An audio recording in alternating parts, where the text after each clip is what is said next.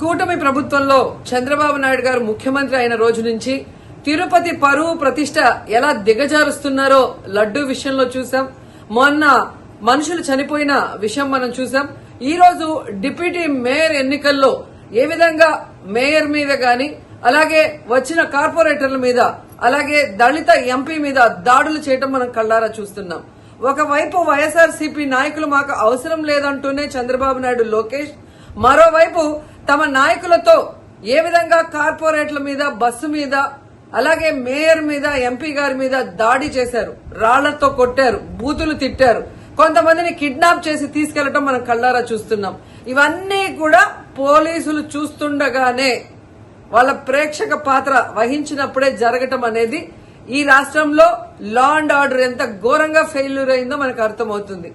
And Pawan Kalyan గారు మీ MLA, Janasena MLA తిరుపతిలో ఎంత దిగజారిపోయి ఈ రోజు కార్పొరేటర్ని కిడ్నాప్ చేస్తున్నారో ఒకసారి గమనించండి.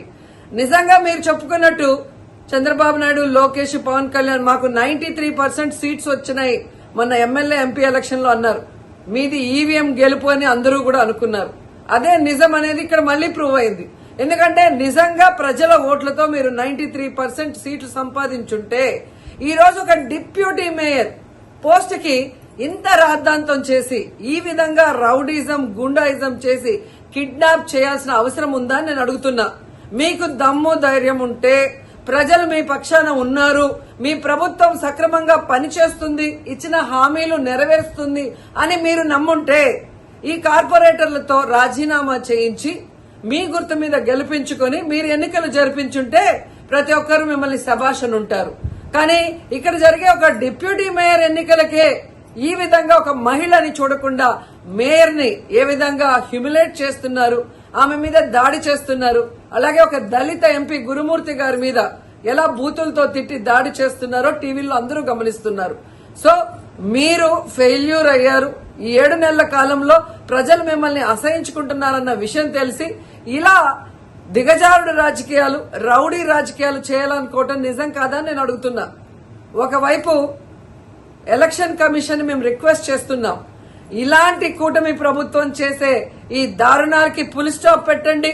ఎవరైతే ఈ రోజు దాడి చేశారు, బూతులు తిట్టారు, కిడ్నాప్ చేశారో ఆ తెలుగుదేశం, జనసేన నాయకులందరూ కూడా టీవీల్లో కనిపిస్తున్నారు.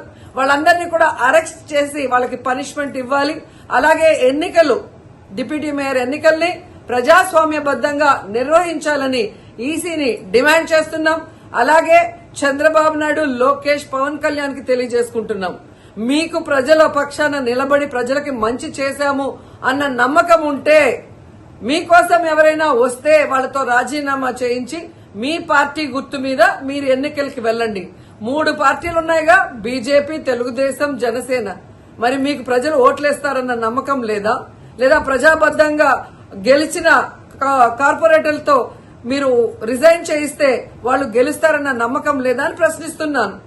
సో ఒకసారి తిరుపతికి అమిత్ షా వచ్చినప్పుడు ఎలా బ్లాక్ ఫ్లాగ్స్ ఊపటం అలాగే రాళ్లు వేయటం అనేది మనం గమనించాం. వాళ్ళు మర్చిపోయి ఉండొచ్చేమో గాని ఈ రోజు రాష్ట్రం అంతా కూడా చంద్రబాబు నాయుడు తిరుపతికి ఎవరొచ్చినా, తిరుపతిలో ఏం జరిగినా ఏ విధంగా దిగజారుడు రాజకీయాలు చేస్తూ తిరుపతి పరువు ప్రతిష్ట మరి దిగజారుస్తున్నారో అందరూ గమనించి వాళ్ళకి బుద్ధి చెప్పాలని కూడా ప్రజల్ని కోరుకుంటున్నాను.